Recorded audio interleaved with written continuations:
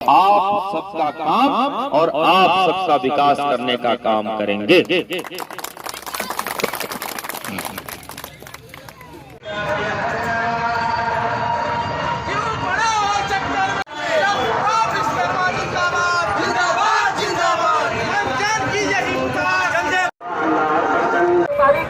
Bharatiya Janata party का इंसान जो सामने वाले लोगों को बताता है, भारतीय जनता पार्टी को बताता है।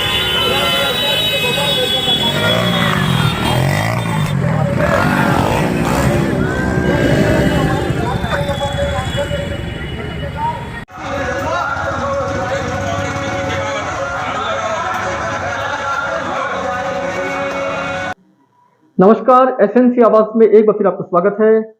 सिंगरौली विधानसभा में जो पार्टी के प्रत्याशी हैं, उनके जो प्रचारक हैं, जो स्टार प्रचारक हैं, वो अब आज से खामोश हो जाएंगे।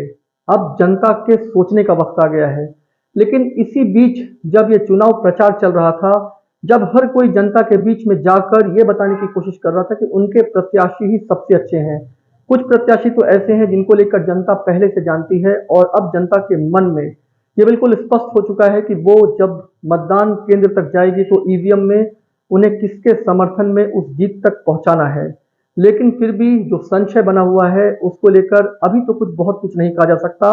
लेकिन ईवीएम का जिन्न अब उस इंतजार में है कि किसके हाथ में सिंगरौली की सत्ता आएगी और 17 नवंबर को जब ईवीएम से मतदान होगा तब उसके बाद ये चीजें और क्लियर हो जाएंगी। लेकिन इसी बीच जो स्टार प्रचारकों का, प्रत्याशियों के समर्थकों का जो हुजूम, जन सैलाब और जो भीड़ दिखाई दे रही थी, इस तरह के शब्दों को नवाजा जा रहा था कि उनके पार्टी के साथ जन सैलाब है, उनकी पार्टी के साथ हुजूम है, इस बार जीत पक्की है, हाथी इसको रौंद देगा, कमल कीचड़ में खिलेगा और इस बार आम आदमी पार्टी के आगे पीछे कोई भी नहीं है।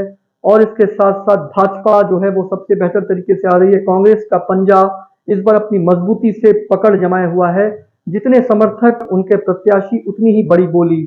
इस बोली के पीछे बहुत सारी चीजें थी। कुछ जगह पैसे की बात चल रही थी, लेकिन हम आपसे स्पष्ट तौर पर कहेंगे कि अगर आप एक निष्पक्ष और ईमानदार प्रत्याशी चाहते हैं तो आप अपना वोट बिल्कुल ना बेचें, जाति बिल्कुल ना देखें, क्योंकि जातिगत अगर आप वोट को देखते हैं तो फिर आप एक अच्छे प्रत्याशी की उम्मीद नहीं कर सकते। फिर वही बेरोजगारी, वही प्रदूषण, वही समस्याएं, वही प्रधानमंत्री आवास को लेकर घोटाला कि वो गरीबों को नहीं मिल पा रहा है। आप एक जब तक बेहतर प्रत्याशी को नहीं चुनेंगे, क्योंकि प्रत्याशी भी ये जानता है कि उसको किस जगह पर किस तरह की मशक्कत करना पड़ा है, वहां उसकी बात रखी गई है या उसके पैसे को वजन दिया गया है। क्योंकि इससे इनकार नहीं किया जा सकता है कि सभी प्रत्याशी कहीं ना कहीं कुछ तरह के कैलकुलेशन में लगे हैं। उसे हम बहुत खुलकर नहीं कहना चाहेंगे। और इसके साथ साथ ये डायलॉग भी हर प्रत्याशी के जो जुड़े हुए समर्थक है उनसे सुनने में मिल रहा था कि कोई नहीं है टक्कर में, कहां पड़े हो चक्कर में।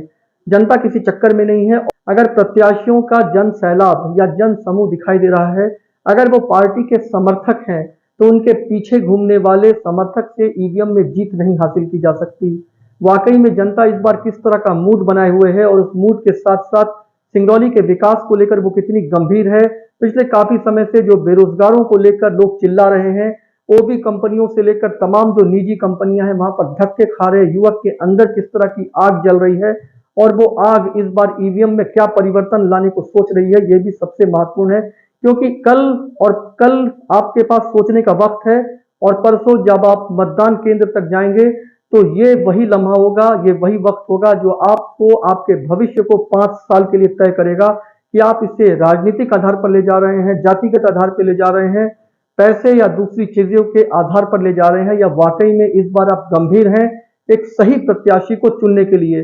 तो जो प्रत्याशी हैं उनके समर्थकों की भीड़ तो चीख चीख कर कहेगी कि सिर्फ वही सब कुछ है, लेकिन जनता अच्छे से जानती है कि इस बार उन्हें किसके साथ होना है, सिंगरौली का भविष्य किसको सौंपना है और इस जीत के साथ साथ सिंगरौली जीत पाएगी कि नहीं, सिंगरौली का विकास जीत पाएगा कि नहीं, सिंगरौली का प्रदूषण खत्म हो पाएगा कि नहीं, और वो लोग जो छोटी छोटी चीजों के लिए धक्के खा रहे हैं क्या वाकई में इस बार उनके लिए कुछ बेहतर हो पाएगा कि नहीं।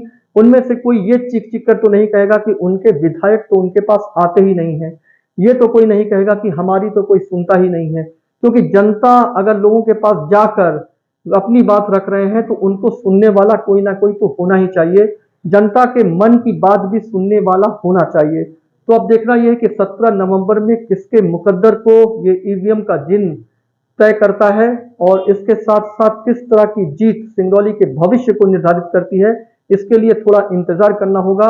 प्रचार थम गया है, सांसें थम गई हैं, इंतजार है और जो चीजें रफ्तार में दौड़ती हुई दिखाई दे रही है, कई बार वो सच हो सकती है और कई बार वो एक आईने का प्रतिबिंब जैसा भी दिखाई देता है।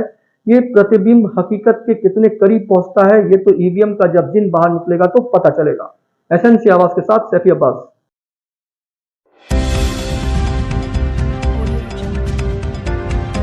आप देख रहे हैं एसएनसी आवाज सैफी अब्बास के साथ।